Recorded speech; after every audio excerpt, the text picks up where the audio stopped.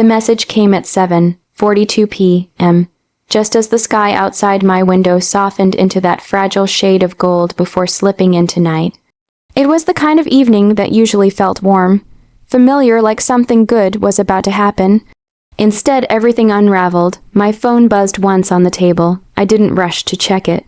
Messages from my parents were never urgent, usually reminders, short questions, or occasional passive-aggressive comments wrapped in politeness. Nothing I hadn't learned to handle, but some quiet instinct, made my chest tighten before I even picked it up. I unlocked the screen and there it was. Easter is better without you, don't come. For a second, my brain refused to process it. The words looked real, but they didn't feel real. I blinked, reread the message, then read it again, slower this time, as if the meaning might shift if I gave it enough attention. It didn't. Each word landed heavier than the last. Better without you, don't come. A strange, hollow silence filled the room. Even the ticking clock on the wall seemed to fade away, like the world itself had stepped back to let the moment sink in. This has to be a joke. I whispered to no one, but my parents didn't joke like that. Not about things that mattered. My fingers hovered over the keyboard. I typed, erased, typed again. What do you mean, delete? Did I do something wrong? Delete? Why would you say that? Delete. Every question felt too small for the weight pressing against my chest.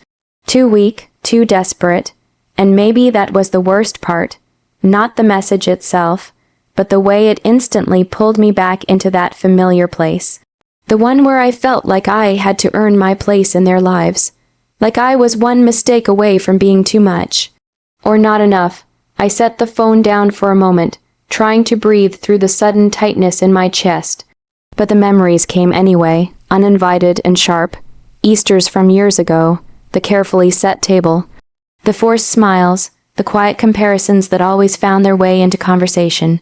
Your cousin got into a better university. Why can't you be more organized?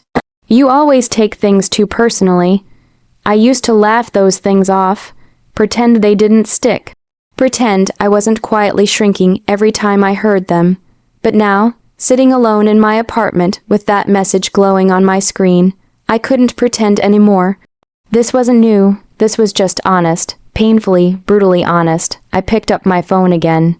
My hands were steadier this time, but my heart wasn't. It felt like something fragile inside me had cracked, not loudly, not dramatically, but in a quiet, irreversible way. For years, I had told myself that things would get better, that if I just tried harder, was kinder, calmer, more successful, less sensitive, they would finally see me, finally accept me, finally want me. But this message stripped away all those illusions in a single sentence. Easter is better without you. It wasn't about a holiday. It wasn't about one moment. It was about everything I had refused to admit. I stared at the blinking cursor, waiting for me to respond, waiting for me to fight, to question, to beg for an explanation. That's what I always did. But something felt different this time. There was no energy left to argue. No strength left to chase after something that had never truly been mine. Instead, there was a strange, quiet clarity. If they didn't want me there, then why was I still trying so hard to belong? The thought didn't come with anger. It came with exhaustion, a deep bone, heavy exhaustion from years of trying to fit into a space that never quite held me. I inhaled slowly, then typed a single word, okay. I stared at it for a long moment. It looked small, almost insignificant compared to everything I was feeling.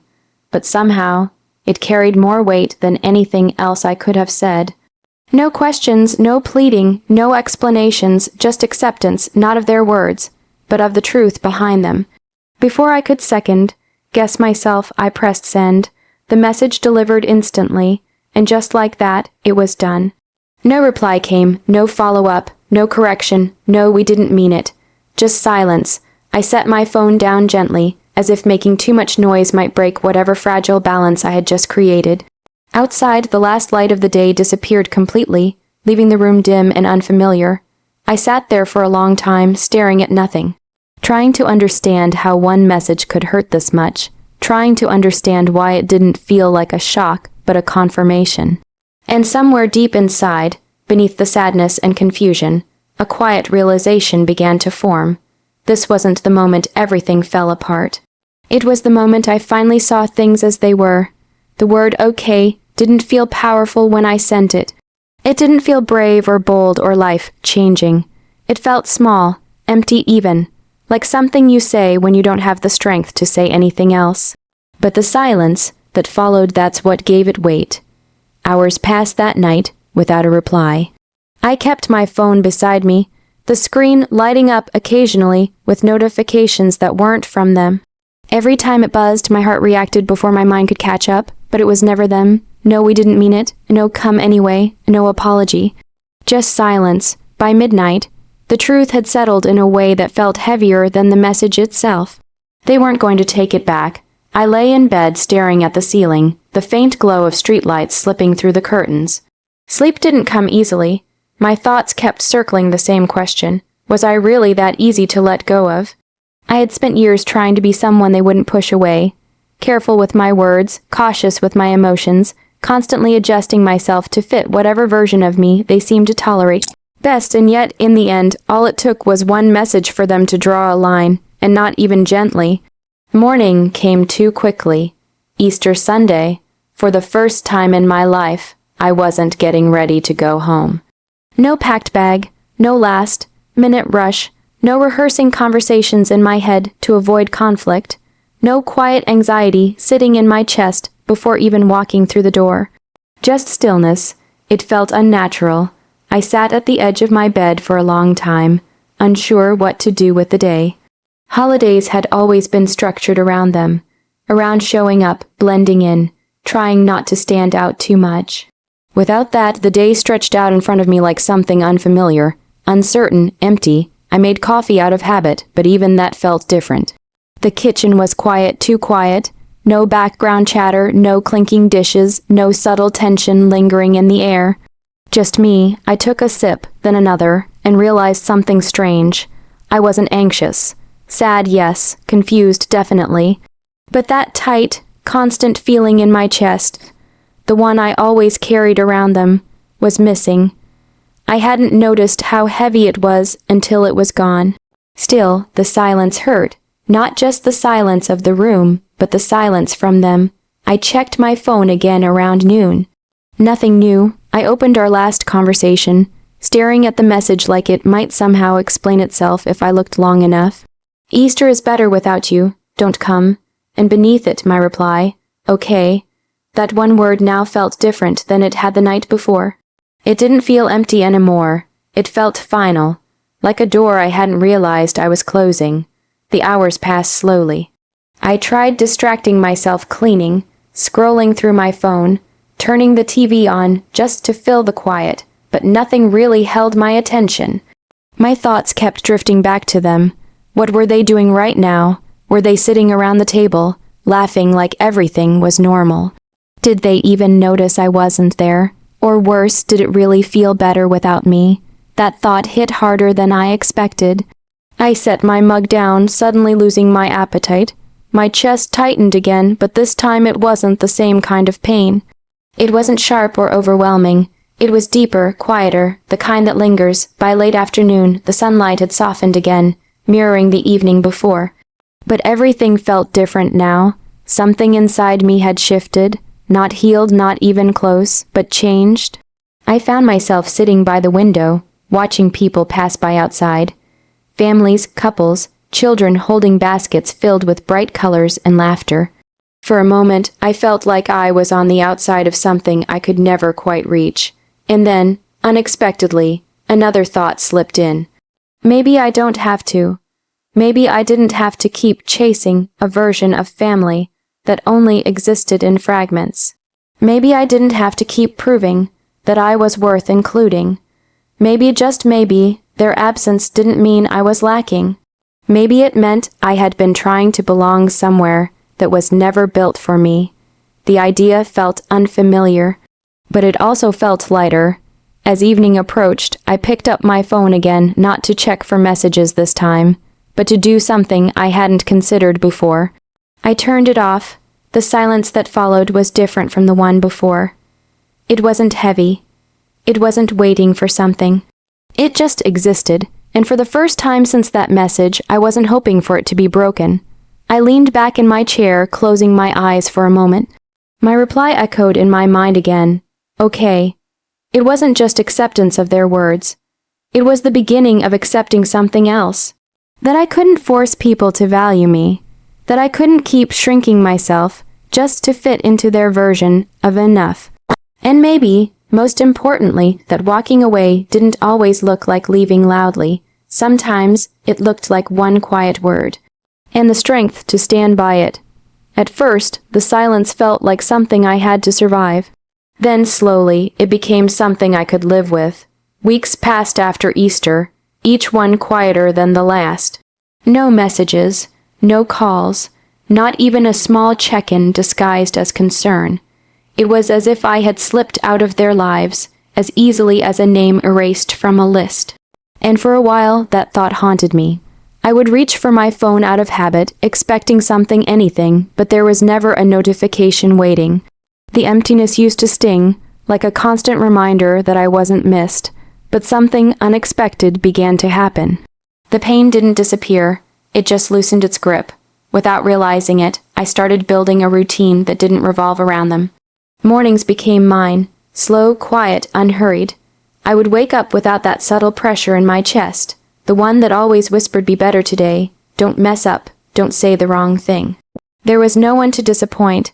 At first, that felt lonely. Then it started to feel freeing. I began taking walks in the evening, something I never had time or energy for before. The world felt different when I wasn't constantly stuck in my own head, replaying conversations or anticipating criticism that might come later. I noticed things I hadn't before. The way the air cooled just before sunset, the quiet rhythm of footsteps on pavement, the simple comfort of existing without being judged. It felt small, but it meant everything. I also started saying yes to things I used to avoid. A coworker once invited me out for coffee, something I would normally decline, worried about saying the wrong thing or not being interesting enough. But this time, I said yes. And nothing bad happened. There were no awkward silences filled with judgment, no subtle digs hidden in casual conversation. Just laughter, easy and unforced. It caught me off guard. Why do you always act surprised when someone enjoys your company? They asked, smiling. I didn't have an answer, because the truth felt too complicated to explain. The more time passed, the more I realized how much of myself I had been holding back. Not because I wanted to, but because I had been taught to. At home, being too much was always a problem. Too emotional, too quiet, too sensitive, too different. Somehow, I was always both too much and not enough at the same time. But out here, in a life I was slowly creating on my own, those same traits didn't feel like flaws. They felt like me. And for the first time, that didn't seem like something I needed to fix. Months went by. The seasons changed almost without me noticing. And somewhere along the way, I stopped checking my phone every day, stopped wondering if they would reach out. Stopped waiting. That might have been the biggest change of all, because waiting had been such a huge part of my life before. Waiting for approval, waiting for kindness, waiting for a version of them that might never exist. Now, there was nothing to wait for. And strangely, that made everything feel more certain. One evening, as I sat in my apartment surrounded by soft light and quiet music, I looked around and realized something I hadn't expected. I was okay, not pretending, not forcing it, actually okay. The space around me no longer felt empty. It felt peaceful. The silence wasn't something I feared anymore. It had become something I protected. Because in that silence, I had found parts of myself I didn't even know were missing. Confidence, calm, a sense of worth that didn't depend on anyone else's opinion. It didn't mean I had forgotten, or that it didn't hurt anymore.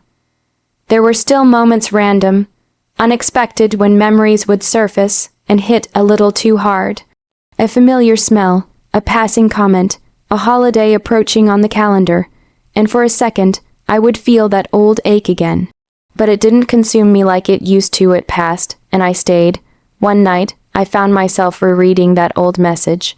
The one that had once felt like the end of everything. Easter is better without you, don't come. I waited for the same wave of hurt to hit me. But it didn't. Instead, I noticed something different. That message, it didn't define me anymore. It didn't control how I saw myself. If anything, it had done the opposite. It had forced me to step away from a place where I was never fully accepted, and in doing so, it gave me the space to finally accept myself. I set my phone down, a quiet realization settling in. They hadn't changed. They hadn't apologized. They hadn't come looking for me. But I had changed, and somehow that mattered more, because I wasn't the same person who had read that message months ago with shaking hands and a breaking heart. I was someone stronger now, someone who understood that love shouldn't feel like something you have to earn. Someone who knew their value didn't disappear just because others failed to see it. And maybe that was the real turning point. Not when they pushed me away, but when I finally stopped trying to go back. The message came almost a year later. 7:42 p.m., the exact same time. I noticed it immediately, not because I had been waiting, but because something about the timing felt too familiar to ignore. For a brief second, my chest tightened, a reflex from a version of me that no longer fully existed. I looked at the screen. Mom. Just her name was enough to bring back echoes of everything I had spent months learning to let go of. Not the pain exactly, but the memory of it. I didn't open the message right away. This time, I had a choice. And I took a moment to sit with that. When I finally tapped the screen, the words were softer than before. We missed you this Easter. I read it once, then again. It wasn't an apology, not really. There was no acknowledgement of what had been said last year, no explanation, no regret spelled out in clear words. Just we missed you, a sentence that felt incomplete, like something important had been deliberately left out. A year ago, that message would have meant everything to me. It would have felt like an opening, a small crack in the door I had been trying so hard to push back into. I would have responded immediately, carefully choosing my words, afraid of saying too much or too little, afraid of losing the chance, but now, I just stared at it, calm. I placed my phone down beside me and leaned back into the couch, letting the silence of my apartment wrap around me. The same space that once felt empty now felt like something I owned, something safe. Nothing about this moment felt urgent.